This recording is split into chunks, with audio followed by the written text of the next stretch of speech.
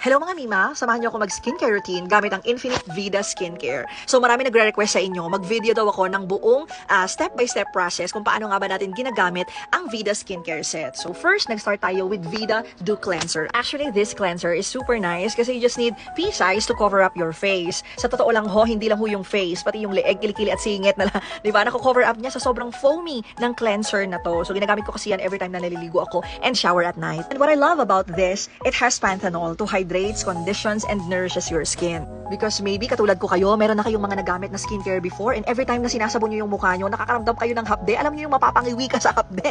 Pero this cleanser is very gentle niya sa balat.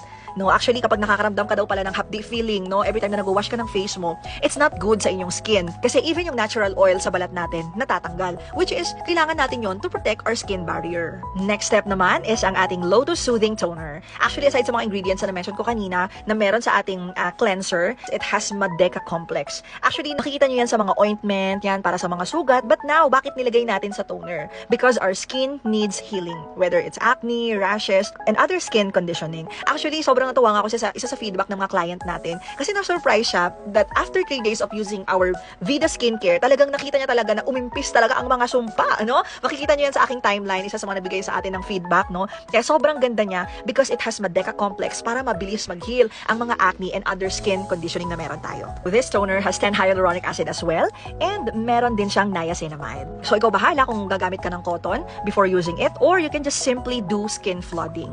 So, third step natin is ang ating Lotus Booster Ampule. Ito yung pinaka-serum nila. So, again, it has 10 hyaluronic acid, it has niacinamide, and ceramide. Para saan naman si ceramide? Actually, this is to protect your skin barriers. And it is also for nourishing and moisturizing your skin. Meron din siyang adenosine for anti-aging as well, and vitamin E and vitamin C. Kaya nga, this skincare set is perfect for all ages, whether 80s, even 90s, 100. No, bakit wala namang masama? Di ba lahat tayo gustong gumanda yung skin? And there's no sin in a woman wanting to be beautiful no matter what age. And ang ating fourth step naman is the Glow Vita Cream. Ito talaga yung magbibigay ng pagka-glass skin sa'yo all day long. Remember ha? This is for you to have glass skin, not oily skin. Kaya tinawag natin siyang glow because it makes your skin glow and it has vitamin C and E and 4 times hyaluronic acid. So yung iba, ginagamit nila as night cream. Pero ako, ginagamit ko din siya every morning kasi I want my skin to be, you know, glassy talaga, not oily. O, di ba? So yun na, kung meron tayong night cream, syempre, meron din tayong pang morning. So, meron tayong pang last step is yung Tone Up Sun Serum. Ito yung pinaka-sunscreen nila. Actually, ang maganda naman dito, mas light ang texture niya, hindi malapot. Because of our temperature, di ba, high humidity, ayaw natin ng malagkit.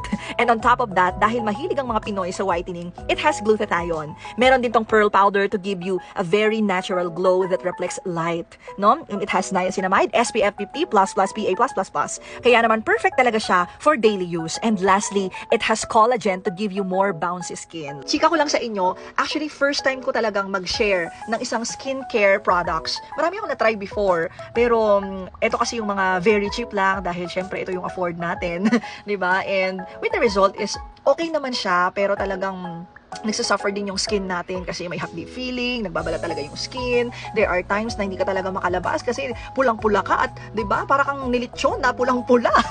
Nagbabalat-balat yung skin and marami pang skin condition na nangyayari na kailangan mo pang pagdaanan for you to get the result that you want, 'di ba? Para sa skin mo. But this Vida Skincare na i-share ko sa inyo, actually before ko talaga siya shinare, tinry ko talaga siya like 1 month for me to see the result kasi gusto ko kung i-share ko din talaga tong skincare na to. Ako muna talaga yung try. Kaya pinagmamalaki talaga natin ang Vida because we are using the best of the best ingredients in Korean skincare technology. Kaya naman congrats sa mga nakatry na and thank you so much sa mga patuloy na nag-order sa atin. No, grabe, sold out every time na kumukuha tayo ng stocks natin from Manila because doon located ang ating head office. Pero it is manufactured in South Korea pero it is designed for Philippine weather. Kaya para talaga sa atin tong mga Pinoy. Dahil naniniwala tayo that Filipino skin deserves Filipino care.